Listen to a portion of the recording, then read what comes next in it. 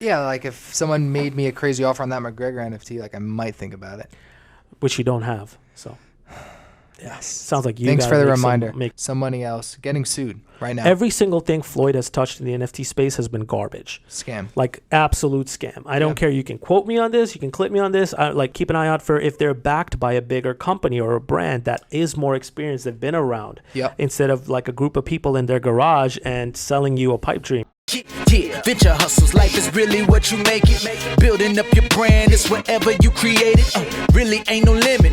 You just gotta love it. Working day and night, it's all about the venture hustle. Hey, venture hustles. Time to take it to the next level. Let's go. Welcome back to the Venture Hustles podcast. I'm Saj. I'm one of your co-hosts. I've got my other co-host, Jack, with me.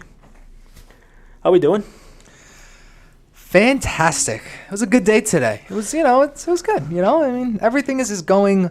Oh, it's always good when it's going to plan. So everything is going according to plan. Thus far. Nice. Well, welcome. If you're watching us, how's it going? I'm waving at you right now. If you're listening to us, thank you for taking the time to listen to us, and hopefully, we can drop in some insights and some information. Yes. In the Venture Hustles podcast, our main goal and agenda is to cover all different types of experiences and things that you would go through on a day-to-day when it comes to startups, technology, entrepreneurship, other businesses. We also bring in guests from time to time within different industries, all walks of life. Yeah. And for today's episode, today's session, we wanted to cover a industry or tech that is very near and dear to our hearts because we're just so involved. I would say knee deep, but it's become much more than that. But NFTs and blockchain. Yes, sir. Hottest topic of the last probably 12 months or so. Yeah, I mean, also side disclaimer, the blockchain world, yes, but NFT world is kind of like slowed down a little bit recently. There's been a lot of ups and downs. As they say, but if you look in the details, you might not think so, but... Correct. I mean, me and you are very strong advocates and believers in the NFT space. So I guess let's talk about like what is blockchain. I mean, we want to just touch on that and then move right into NFTs, which are a subgenre or subcategory within the blockchain world. Yeah. So if you want to start with blockchain, and I can get a little bit more into the NFT space. Yeah. So a blockchain is basically like a transaction ledger. Basically, it tracks different transactions, different commands and features that happen within a certain network. That's, it's basically like a digital ledger. That's to summarize what the blockchain means in a nutshell without diving too deep into it. We're going to do a broader blockchain crypto episode, but this episode we're calling it intro to NFTs and maybe a little bit of blockchain. Yeah, absolutely. In regards to NFTs, I mean, non-fungible tokens, and it uses the blockchain technology so that a user can claim a token, right, and prove that it's theirs and they own it. One of the more outstanding technologies or parts of, let's say, an NFT is what's called the smart contract. You can think of a smart contract as something that's digital. It's almost, the best comparison that I make on a daily basis when talking with people that, let's say, are not as up to speed would be, think of it as, a contract that you sign when you're joining your job, right? Getting employment. You're signing something, same concept, but it's digital. Yeah, except it lives in the blockchain world forever. It cannot be altered. It's basically a stamp and a certification of that transaction happening in the blockchain world. NFTs primarily operate within the smart contract world, and we can dive into that, and we can probably do an episode on just smart contracts, like smart contracts and creating NFTs maybe. But this is more of an intro to people, for people to be able to understand. If you don't know, if you've heard the word NFT or the three letters NFT, which you probably have at this point in time. Which honestly. You probably have. If you haven't, I wouldn't be surprised. But if you've been at work and someone's like, yo, I just bought this sick NFT, and you have no idea what they're talking about. This episode is really more for you, so we can cover like a lot more of the basics of like what are NFTs, and how they work. So do you want to cover some top like categories of different types of NFTs that exist? Let's start with that. Yeah, for sure. I mean, I would say, so talk about NFTs. Let's start a place to find them. So that would be, I would say primarily it's going to be a platform called OpenSea. It's a marketplace. What I mean by OpenSea, or what I mean by marketplace rather, is OpenSea is the eBay for NFT. So you buy, and you sell. Yep. There's also platforms like Solana Art, which is for a different blockchain called Solana. Cardano has a platform. I mean, the list can be a little bit lengthy, but let's just focus on OpenSea for now because it's the most popular.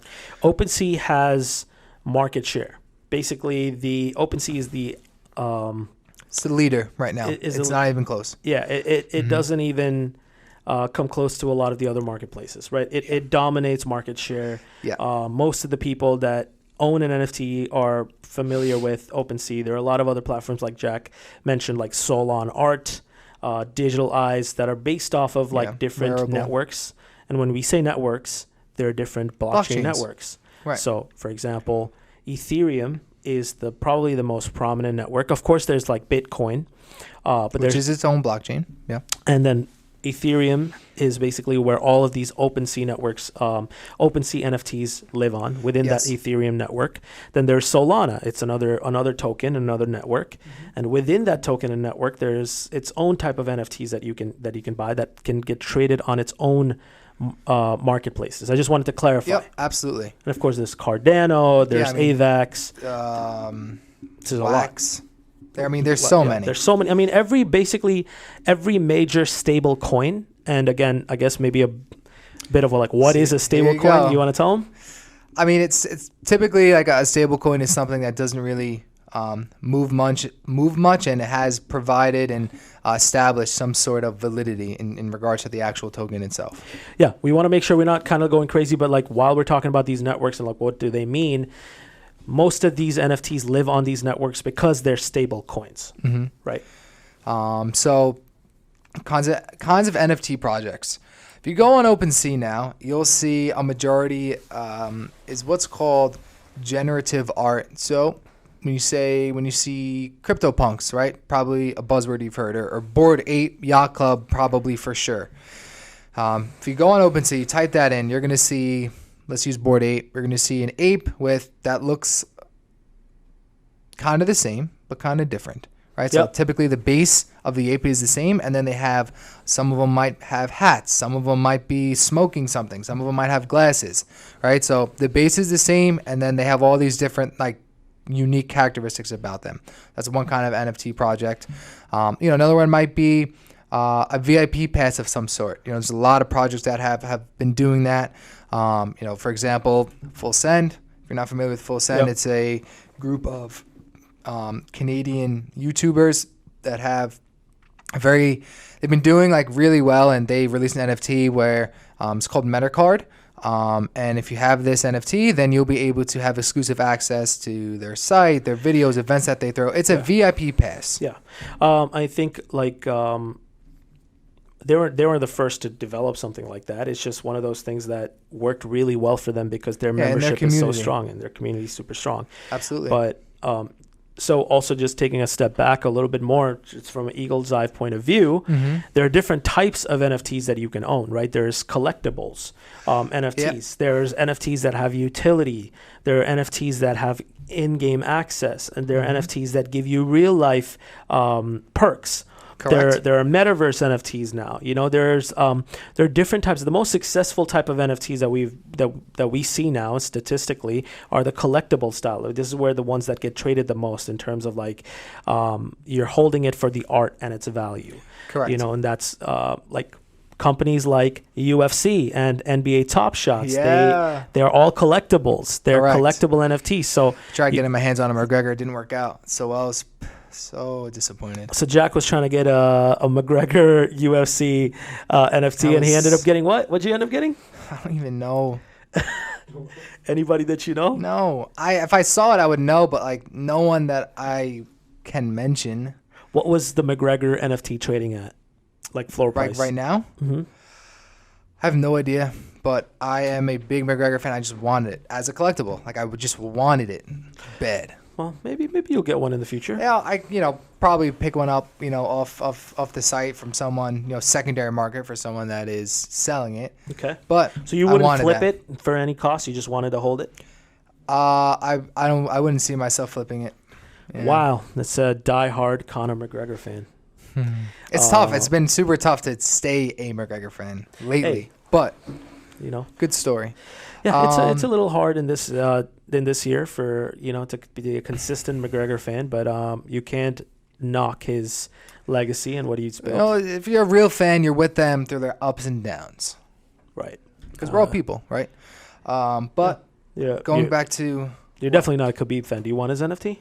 No. Oh, really? No. Cool. No, I mean, I'll take the Khabib NFT off your hands.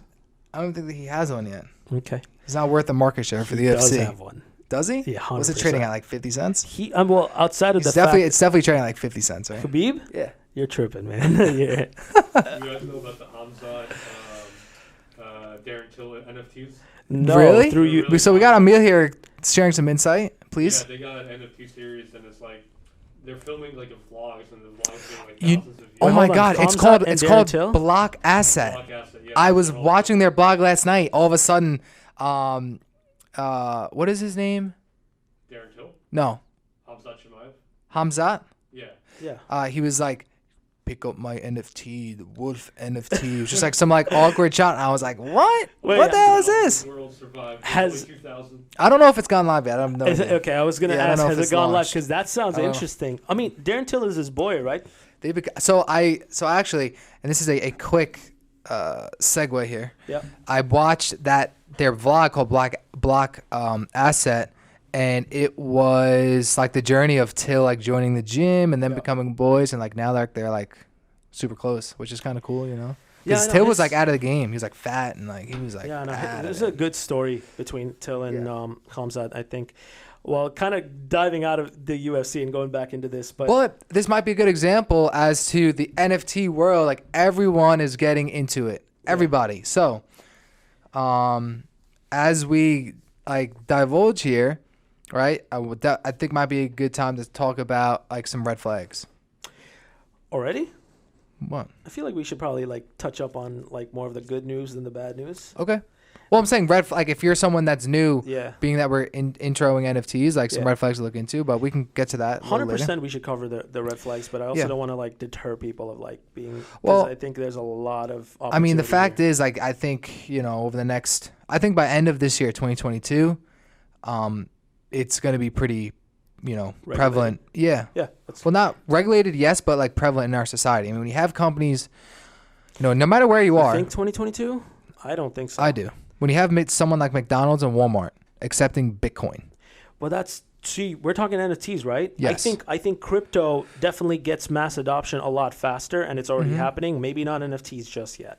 That's my personal belief. Yeah, I mean, I think it's a lot harder to apply NFT in real world physics. You think? Yeah. I mean, there are a lot of people coming up with innovative ideas in different ways, but we were just exploring this. Like one of the clients that were asking us about a particular solution that doesn't exist in the NFT world, but if it did exist, and we found that there are certain platforms that were offering this as a solution.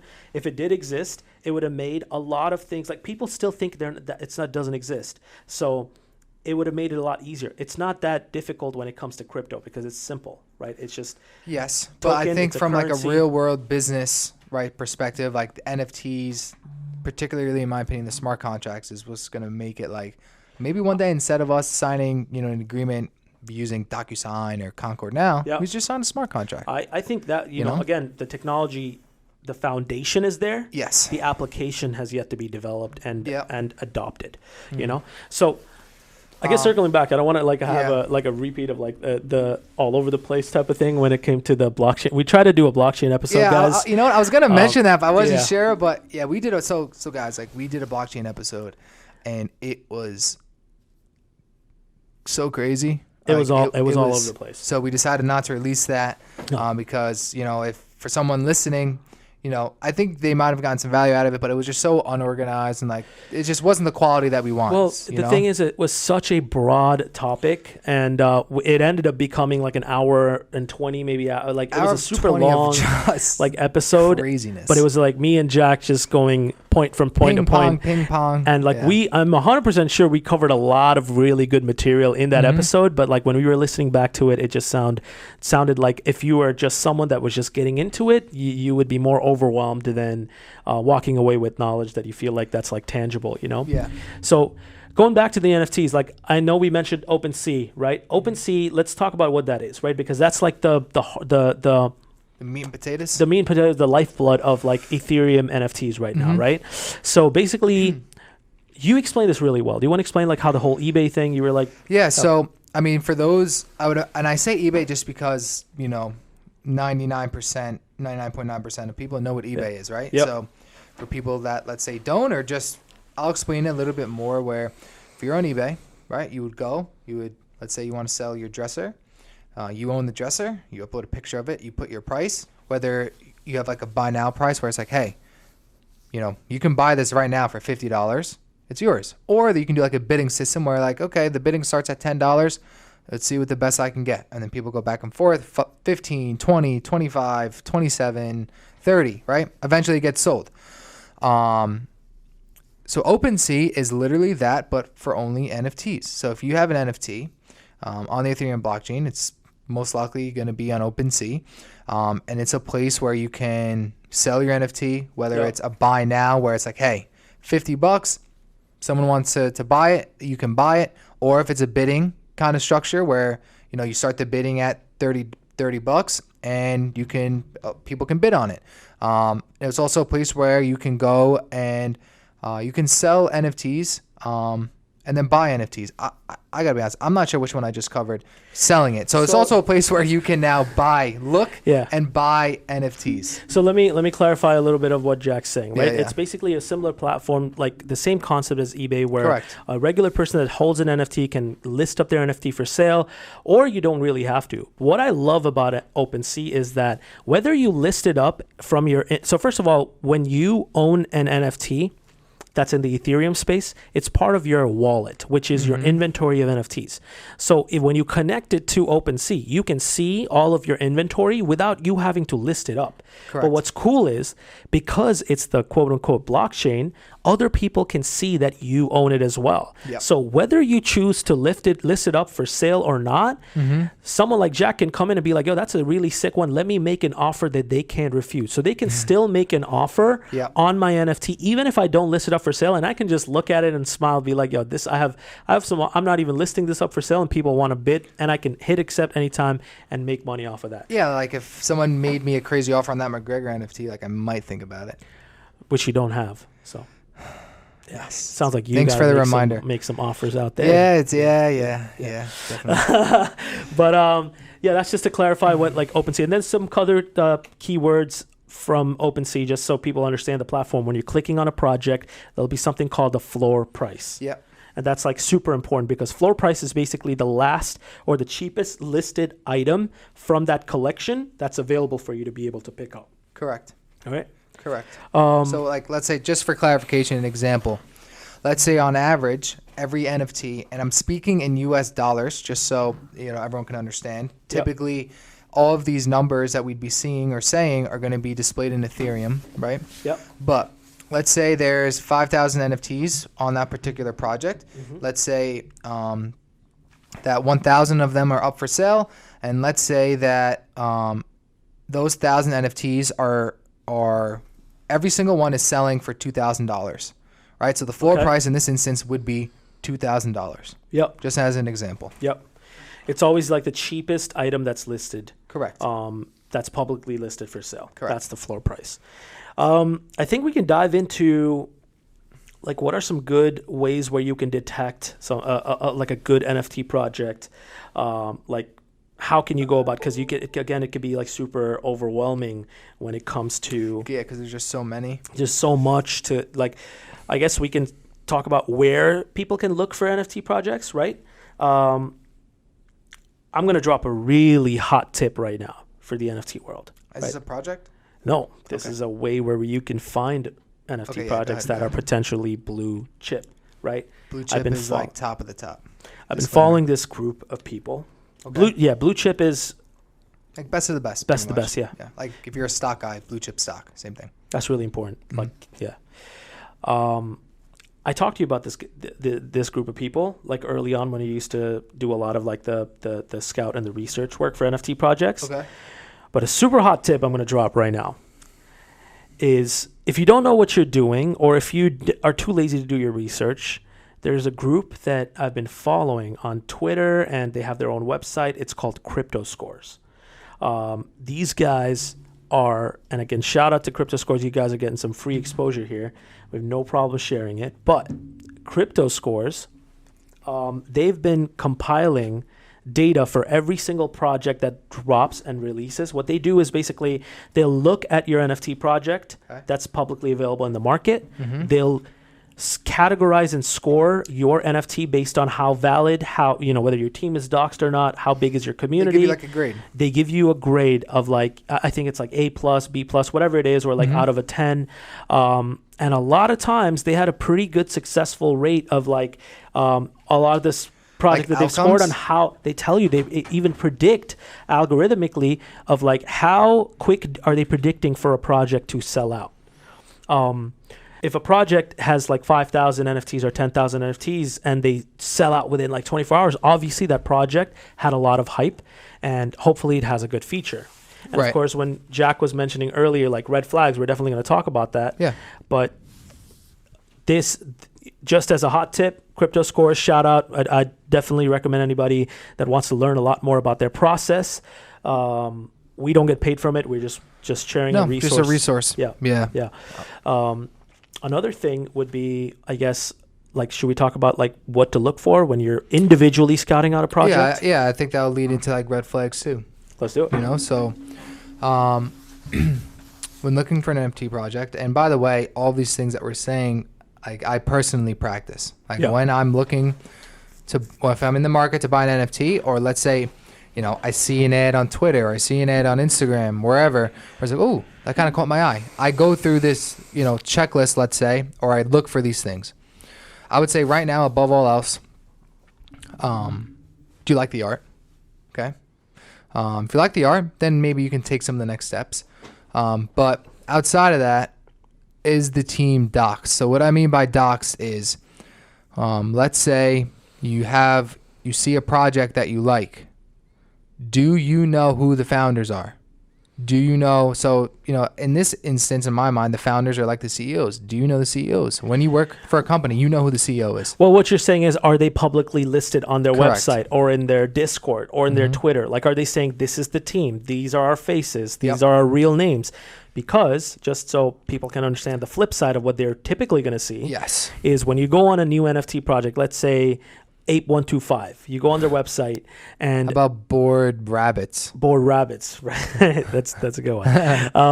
And you go on their team page on their website, and in the team it says Rabbit 525, and then you see a rabbit picture for the founder of the project. Yeah. So they're hiding their identity because it's so easy to do in the blockchain, and it was basically encouraged, and no one really put a check to it until recently.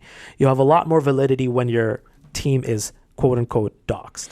Yeah, I mean, at the end of the day, if you know who the person is, essentially, if you're working with a doxed team or you're invested in a project with doxed founders or founders that reveal their identity, at the end of the day, they can be held accountable, right? And kind of what Saj was saying was that in the NFT space, there's been a lot of times, unfortunately, where people experience what's called a rug pull. Yeah.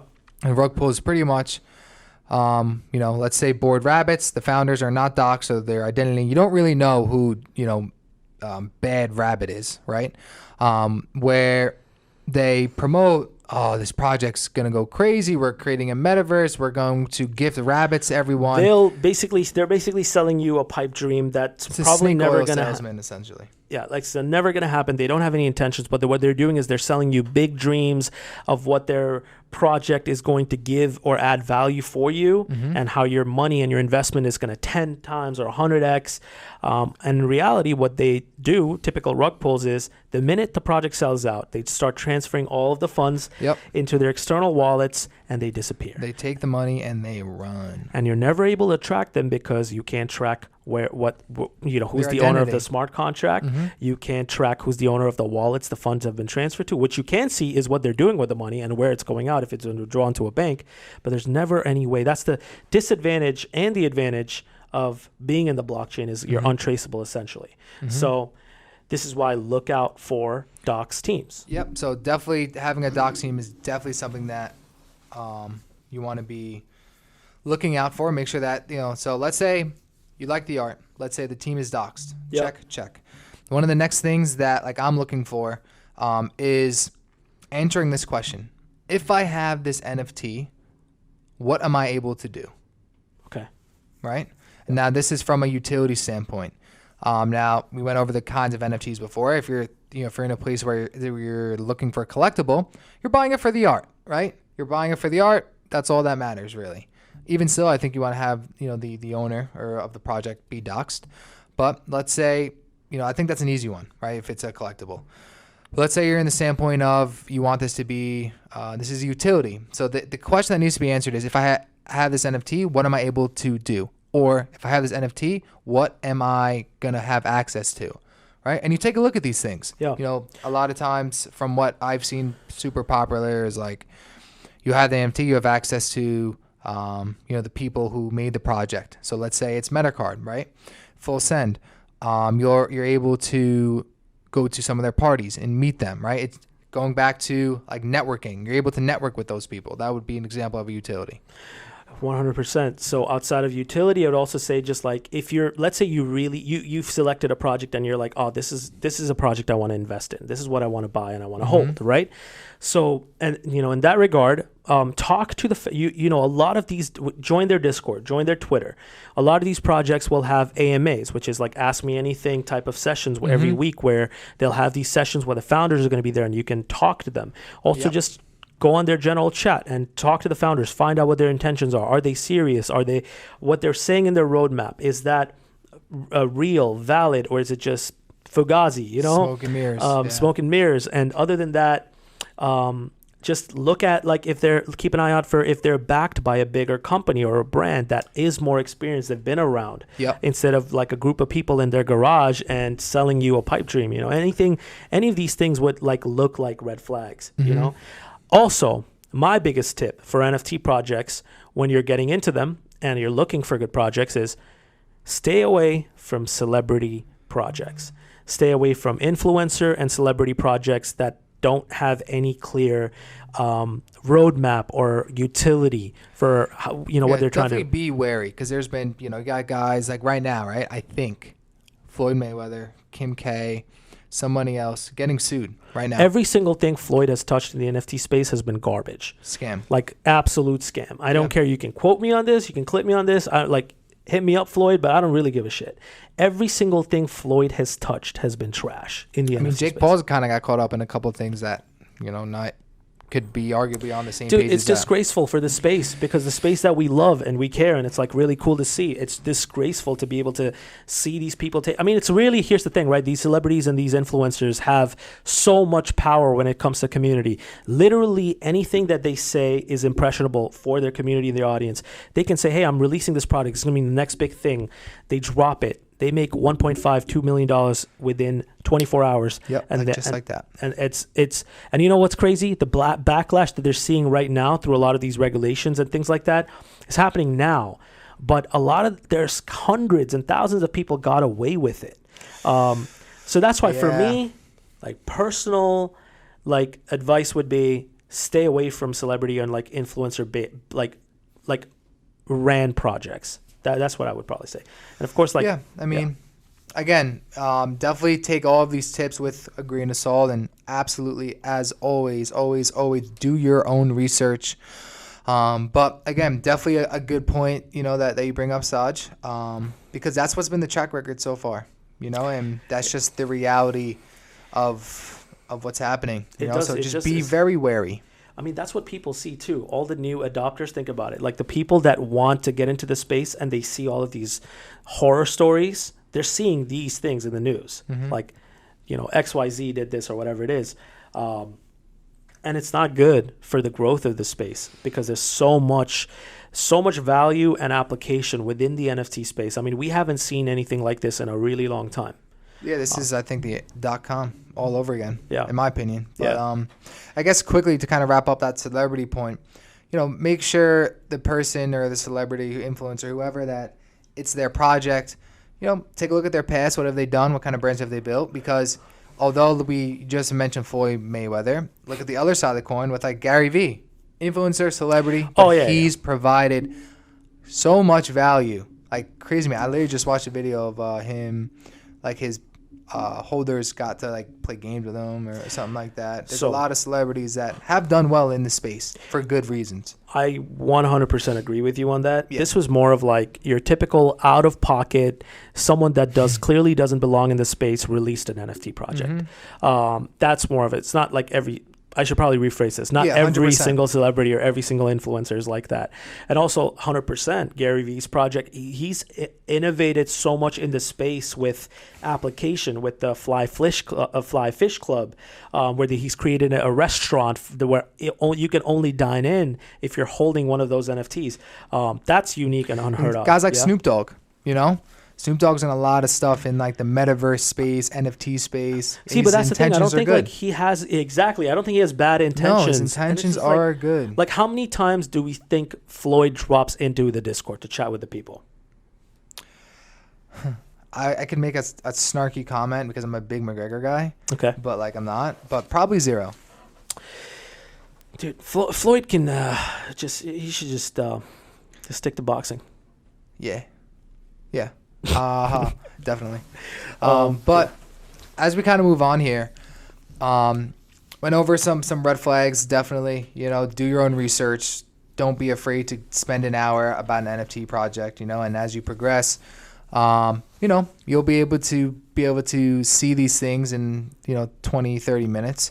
But as we're moving on here, I think something that we want to cover would be so maybe what the future could look like for NFTs, or is there anything else you think we should cover? No, we went over a lot of the red flags. We went over a lot of like what, where to look for good projects. Yeah. And also like Twitter's massive for NFTs. Yes, like if you're looking for what's new, like, just like look up hashtag NFT community, you're going to see hundreds, but be wary. There are a lot of scams, a lot of untrustworthy projects that you can easily get sucked into. And this is not, this isn't someone that like, from my personal experience, both me and Jack, like we spent a lot of money, a lot of resources, a lot of time, resources have gotten scammed, and energy. Yeah, we've experienced that as well. Part of a rug pull. And It's horrible. One of our first projects that we invested in together was a massive rug pull, and that was like a very bad experience. But we learned the hard way.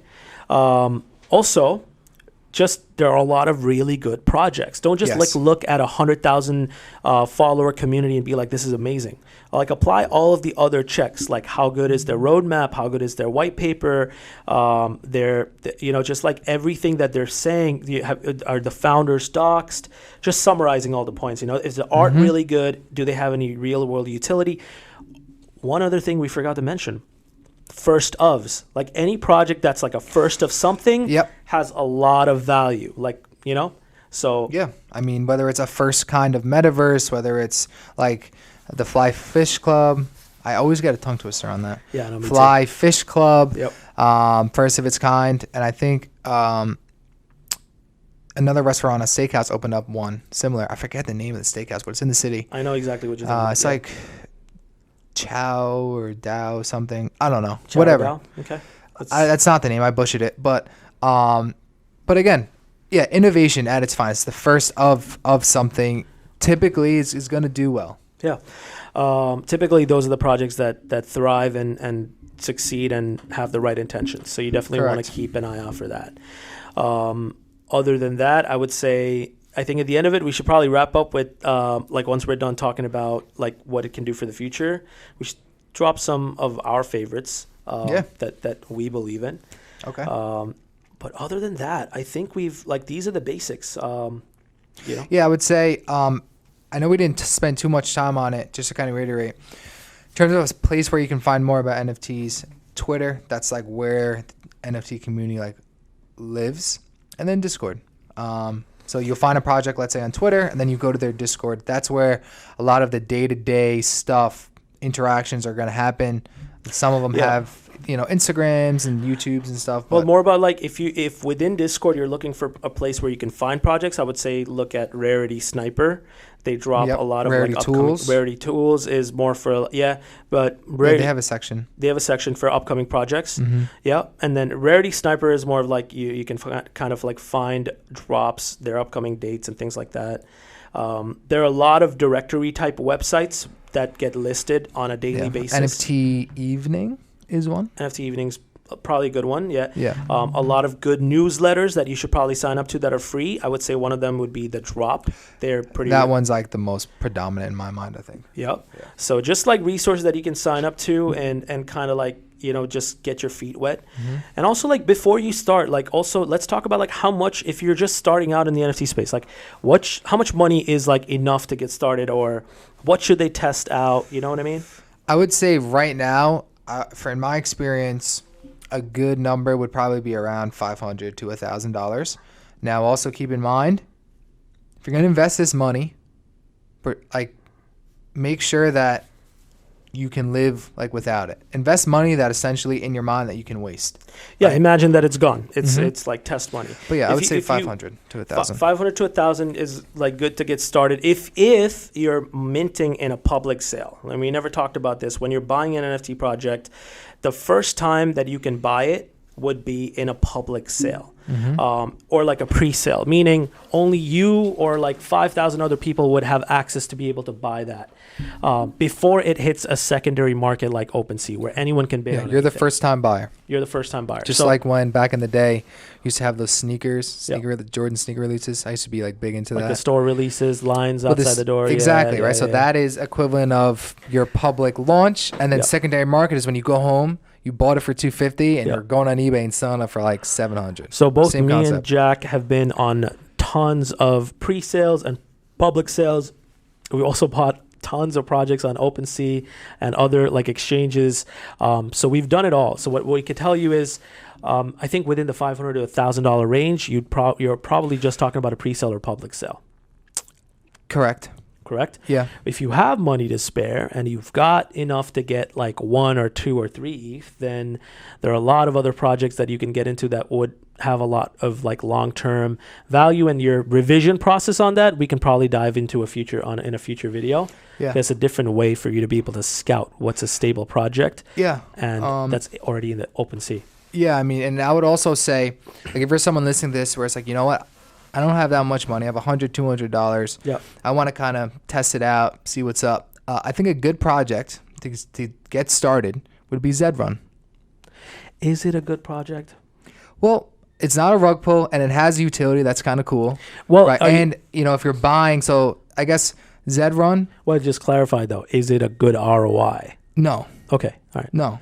But it's fun to like learn about. Well, this would be a project where it's like, you know how much you're going to spend, you know what's going to happen, and you can go through the motions of connecting your wallet, actually purchasing something on an NFT, and then being able to connect your wallet on a website and then see what happens, right? Okay, so you're talking about like learning more about so what Jack is saying is you can buy, Zedrun is basically a digital horse racing platform. It's super cool. Yeah. Where you can even race with other horses and you can win money, whatever it is. Yep. You can wager, but the cool thing is you can buy a horse for $20 or $30. So it's like super low risk. You can have your first NFT for like less than $100 and you can apply it and actually race it in a digital world. It's super cool, super fun. Yeah, we had our fun with that at one point. We had a lot of fun with that, but I would say that there's not, unless you're buying like a crazy horse, there's not much ROI. So keep that in mind. Yeah. Correct. From a pure experience level, and this is something that I had, I think, 2 at one point. I sold one, but like if you're bored one day, I mean, I connect the wallet and I just let it go. How many I times just let did you it race. win, Jack? None. Did you ever win? I think I came in second like a couple of times. Jack had was like a heartbreaking. horrible. Your horse was better than mine. Did I My ever horse, win? no.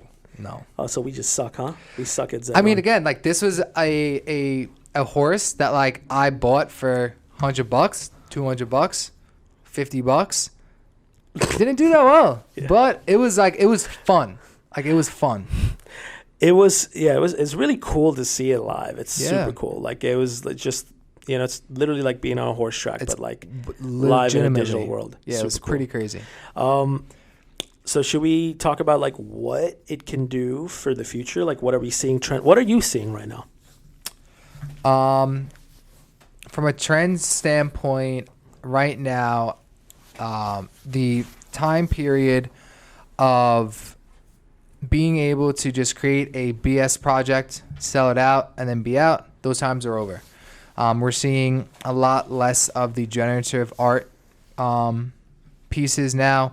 Like I would say from my standpoint, what you want to focus now on is like innovation, similar to what Saj said, where it's like the first of, right? Or if you're a collector, projects that are by someone notable, where it's like the Marvel or from, Batman or something cool like that, someone from Cartoon Network, know? But we're at a place, in my opinion, where the people that come out with projects, their intentions have to be good, and they have to have some sort of validity for themselves as well as the project.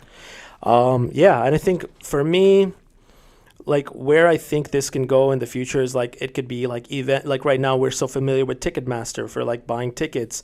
I think NFTs can have like a whole nother world of like, let's say Barclays Center or MSG will have its own NFT pass where if you're holding it, you're like a season pass holder and you can go to all these events every month or every, couple times in a year. I think that's like events is where I think this could definitely go towards, like in the future. Probably the more easier integrations from a tech standpoint. Correct. I mean, if any major ticketing company comes in and integrates their tech where like you can scan and verify, that'd be really cool. You know?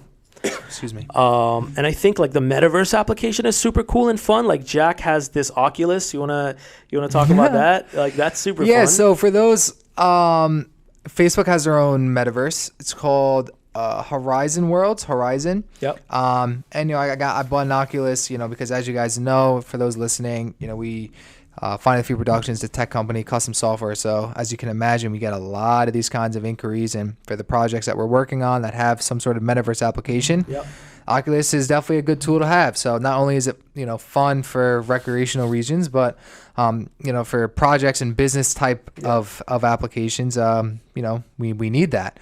But Oculus, so based on your question, right, to get back to that, Facebook has their own Metaverse called Horizons.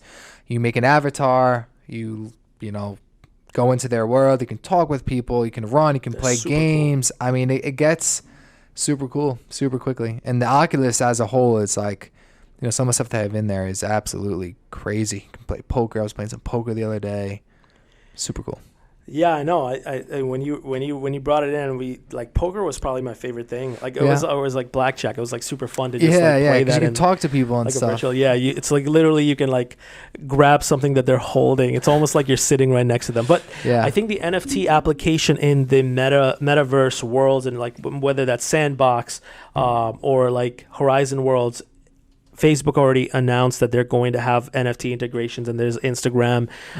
There's so many other platforms that are major in terms of social media have announced this. So I think as more and more platforms adopt it and start integrating it within their worlds, it's going to look just nicer and nicer. And I think that the opportunities are endless. And I think it has a very bright future. I think it needs to get regulated for sure to some degree. So a lot of people, for sure. Like I don't want people to come in and have a bad, crappy experience with these rug pulls or these scam projects and just be like, yo, NFTs suck. I think regulation can hopefully stop that and prevent that a little bit. Yeah, I mean, it's definitely with any new type of industry that forms. I mean, there's a period of time where it's not regulated, and then shortly. Well, maybe not so shortly, but soon after that, it gets regulated, and that's just the way it works, and that's the way it should be. Now, we're not talking about how much regulation, but there should be some sort. Yeah, I agree. Keep it safe for everybody. 100% agree. Should we talk about some of our favorite projects? Like, what's your favorite project right now? I think as we wrap up, I think we can definitely talk about that. One of my first projects, first love, project called Sneaky Vampire Syndicate. It's probably one of my first loves too, man. Yeah, I mean, we got into the same time. It was literally like the first. Well, we invested in a project called CryptoZoo that was run by Logan Paul. It didn't do so well. Was it a rug? No, it wasn't a rug, but like that, there was crazy expectations, and it just didn't really do so well. They're still around, like they're still active and stuff, but. Yeah. Moving on from that, Sneaky Vampire Syndicate, really cool project. I got some free merch from them, which was cool.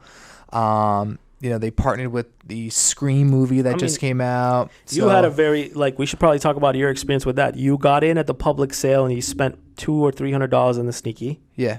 So I got two. You cashed out pretty big. Yeah, it was decent. Which is like $2,000. You made more than that. Yeah, so Saj and I were literally on like a video call together. It's like, all right, like here we go. It's like our first like real experience, right? So just to let you know, everyone starts out that way, Yep.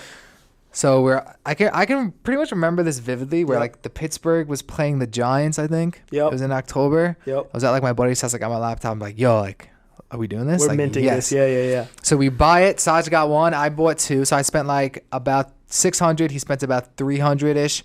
And project goes really well. They sell out in about, I would say, less than 24 hours. The floor price went over an ETH, correct? Over 1 ETH? No. I wind up selling it for 0.6. So this was around the time where Ethereum... You got, it went up to 2.5. Yeah, but I sold mine before that. So if you held on to it, you would admit it. Well, that's what I remember. Yeah, but I mean, at the end of the day, right? From an ROI standpoint, Ethereum was at 4,000 then. So you Exactly. basically made a $1,600 or $1,700 profit at that. Yeah, I made just about like a floating around a $2,000 profit in like less than a day. Yeah, it was super exciting. Jack still holds one of his, and I am still holding because we're both long. I mean, it's kind of teetering between the 0.5 to 1 ETH, and it keeps going back and forth. And we're hoping that it is a long-term project. But it's our investment on that was so low, and even now, if we sold it, we're both profitable. Yeah, very much so. But we'll see what happens with it. That's just, I would say, one from my end, and obviously we're always scouting new projects to see from a utility standpoint what can it provide. But I know I know the one you're going to say that you really Should I even mention it? Yeah. Good. I think a good project right now, and again, do your own research. Disclaimers always. We're not financial advisors. We're not saying to buy this. This experience has been good for us. 100%. First of all, definitely not telling you to buy Sneaky because I think that might not be at its prime right now. But if you think the project's really pretty cool, you can maybe go in and buy it. But I'm a big advocate on a project called Metroverse right now. I got in pretty early. I didn't get it at a public sale. I bought it in the secondary market, but I bought it when it was pretty cheap. And ever since, it's been sitting at anywhere between 1.5 to 2.5 ETH, and it just goes up and down between that range. Because I was a holder, I was able to mint their secondary project for free. Which basically I got another NFT for free, and it's that floor price of that project is sitting at 1 ETH, so basically $3,500 for free. Yep. So that's a really good project because it's a land trading project that basically scores plots of land based on whether it has a hospital or a soccer field, and it's you can own a plot of digital land that you can, as you build neighborhoods by collecting multiple NFTs, you can earn from their token. So I think that's a pretty cool project. Of course, they have a white paper, so check that out. Yeah, the white paper is pretty much like a document that's really, really in depth as to about the project, about the team, about some of the technology they use, pretty much an encyclopedia and index as to how did this happen and what they plan to do in the future. Yep. Just so you know. That's a good point. Yeah, as we've been saying white Yeah. paper and we haven't really covered that. Yeah, that's pretty much it. Like in terms of like projects, I don't really want to shout out too many projects, and I'm not saying go buy these projects. No. Just saying we're excited to see. We're investors in these. We are not. We don't own a share. We don't make any money. No, This is $0. just like we invested out our own money. But to do here's that. an example, right? More so, these are examples of good projects, right? That are straightforward, honest. Oh, like that followed the processes that like we these- mentioned. Yeah. Like yeah. so, like before I bought Sneaky Vampire Syndicate, I went through that process. All the boxes checked out. Yep. I'm good. I'm sure you went through the same thing for Metroverse as well. I've gone through the same thing for almost every project that I've invested in. Mm-hmm. I would say almost, because sometimes I would kind of just buy it purely out of passion because I just didn't really care and I thought it was cool and the art was dope and it had a lot of uptrend possibility. But yeah. Yeah, I think otherwise, if anyone has any questions about NFTs, blockchain, I would say more so NFTs because that's what we spoke about. Drop questions in the comments if you're watching. Even if you have, leave a review because you like what you've heard. Drop it in there. We'll definitely get to it, whether it's directly responding to you or covering it in the next episode. But yeah, I mean, topic we wanted to cover because we're hopefully this has passionate been about like it, but. Yeah, hopefully it's been insightful and valuable to people, at least from an entry-level NFT perspective. You didn't really know what it meant or how to get into it. Hopefully this was useful to you, and if it was, let us know. Give us a thumbs up.